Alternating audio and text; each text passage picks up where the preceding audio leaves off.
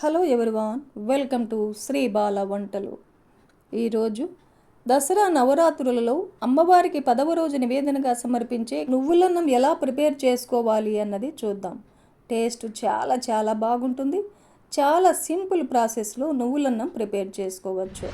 మరైతే లేట్ చేయకుండా మనం ప్రాసెస్లో చూసేద్దాం. కుక్కర్ పెట్టేసుకొని 1 గ్లాస్ రైస్ వేస్తున్నాను. ఒక 2 సార్లు శుభ్రంగా కడిగేసుకొని అదే గ్లాస్తో 2 గ్లాసుల వాటర్ వేసుకోవాలి. టేస్ట్కి సరిపడా సాల్ట్ వేసేసుకొని ఒక 10 నిమిషాల పాటు బియ్యం నానబెట్టుకోవాలి. 10 నిమిషాల తర్వాత కుక్కర్ మూత పెట్టేసి హై ఫ్లేమ్లో 3 విజిల్స్ వచ్చేంత వరకు కుక్ చేసుకుందాం. ఈ లోపల మిగతా ప్రాసెస్ని చూసేద్దాం. స్టవ్ ఆన్ చేసుకొని ఒక ప్యాన్ పెట్టేసి ఒక 2-3 టేబుల్ స్పూన్లమైన వేరుశనగ గుళ్ళను వేసేసుకొని మీడియం ఫ్లేమ్లో ఫస్ట్ వేరుశనగ గుళ్ళని వేయించుకోవాలి.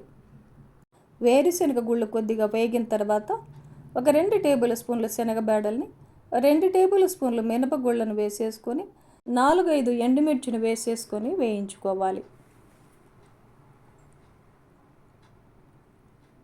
ఇవన్నీ కూడా ఇలా బాగా వేయించుకున్న తర్వాత కొద్దిగా ఫ్రెష్ కరివేపాకును కూడా వేసేసుకొని వేయించుకుందాం. ఒక 1/2 టేబుల్ స్పూన్ జీలకర్రను కూడా వేసేసుకోవాలి. 4 స్పూన్లు నువ్వులను వేసేసుకొని నువ్వులు చిటపట అనేంత వరకు వేయించుకోవాలి. ఇలా వేయించేసుకొని స్టవ్ ఆపేసి పూర్తిగా చల్లారిన తర్వాత మిక్సీ పట్టేసుకుందాం. ఈ లోపల అన్నం కూడా పొడిగా తయారైపోయింది. ఒక ప్లేట్లో తీసుకొని పూర్తిగా చల్లారనివ్వాలి. ముందుగా వేయించి పెట్టుకున్న పప్పు ధాన్యాలన్నీ మిక్సీ జార్లో వేసేసుకొని మూత పెట్టేసి మెత్తగా మిక్సీ పట్టేసుకోవాలి. చూడండి, ఇలా మెత్తగా మిక్సీ పట్టేసుకొని ఒక బౌల్లో తీసుకొని పెట్టేసుకుందాం. ఇప్పుడు స్టవ్ ఆన్ చేసి మళ్ళీ అదే ప్యాన్ పెట్టేసుకొని ఒక 2 టేబుల్ స్పూన్ల ఆయిల్ వేసుకోవాలి. 1 టేబుల్ స్పూన్ నెయ్యి వేసేసుకొని ఒక 2 టేబుల్ స్పూన్లు వేరుశనగ గుళ్ళను వేసేసుకొని ఫస్ట్ వేరుశనగ గుళ్ళని వేయించుకోవాలి. వేరుశనగ గుళ్ళు వేగిన తర్వాత ఒక 1/2 టేబుల్ స్పూన్ ఆవాలు, 1/2 టేబుల్ స్పూన్ జీలకర్ర, 1 టేబుల్ స్పూన్ శనగబేడలు, 1 టేబుల్ స్పూన్ మినపగుళ్ళు, ఒక 2 టేబుల్ స్పూన్లమైన జీడిపప్పుని, ఒక 2-3 ఎండుమిర్చిని తుంచేసి వేసేసుకొని ఇవన్నీ కూడా దోరగా వేయించుకోవాలి. ఇవన్నీ ఇలా వేయించుకున్న తర్వాత ఒక 4 పచ్చిమిర్చిని చీలికలుగా కట్ చేసి వేసేసుకోవాలి. కొద్దిగా ఫ్రెష్ కరివేపాకును కూడా వేసేసుకొని వేయించుకుందాం. ఇలా వేగిన తర్వాత ఒక 1/2 టేబుల్ స్పూన్ ఇంగువను కూడా యాడ్ చేసుకోవాలి. ఒక 2 టేబుల్ స్పూన్లమైన కొత్తిమీరను కూడా చిన్న పీసెస్గా కట్ చేసి వేసేసుకొని వేయించుకోవాలి.